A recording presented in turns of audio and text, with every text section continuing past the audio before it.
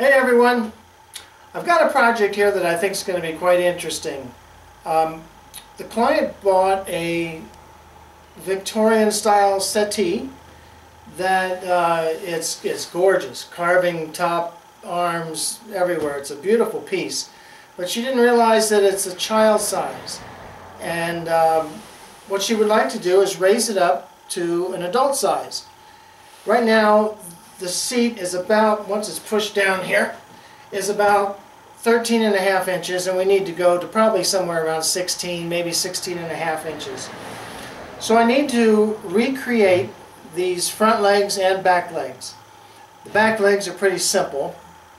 It's just a curved leg, so that won't be too difficult. The front legs here, I don't know if you see, I'll show a close-up later, has some carving up here, and it's also a cabriolet style leg, which involves a little more work down here around the foot as well. So the first thing I need to do is figure out how to take it apart without ruining it. So let's give that a shot. Well, I opened her up this far, and it looks like I'm going to have to take most of this off. I was hoping I could get to this leg with just a little bit of this removed, because I really don't want to go back and redo all this webbing. And there's springs in here. Here's the original old webbing. Here's some new webbing that the upholsterer put on when he did this last upholstery. I think I'm going to have to attack this from a different way and probably take the leg off, amputate the leg at the knee. Scalpel, please. Boy, I hate to do this.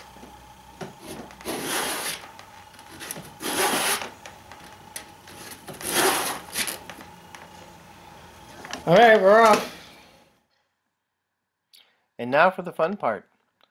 When I was able to design a leg that I liked, which was 2.5 or so inches taller and a little beefier, I transferred it to a sheet of plywood, cut it out, shaped it, and that was my template for the front legs. I did the same for the back legs. Then I transferred that pattern to a piece of cherry, drew the outline on two sides of the cherry, and then cut it out on the bandsaw.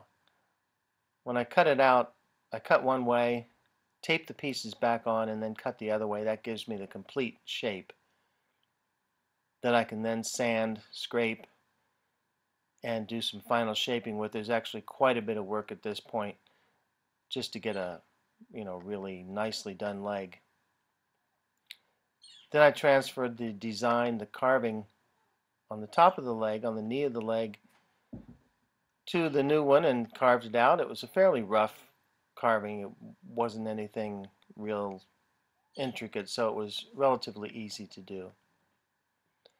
Then I realized I needed a bracket to be able to attach these legs to the frame of the couch, and had to come up with a design that both reinforced the corners and held the leg, because as old as this piece was, it was a little flimsy around the corners and edges. So the bracket turned out nicely. I had to do a different one for the back legs. 2 for the front, 2 for the back. Here you see the leg fits in nicely. Then I had to route out a space for the depth of the metal so that the leg would fit flush against the frame. And here's the finished bracket once the bottom of the upholstery is all put back together. It looks real nice. And then of course I had to dye and stain all of the legs to look like they belonged originally. You can see the back legs there too. They were quite a bit simpler.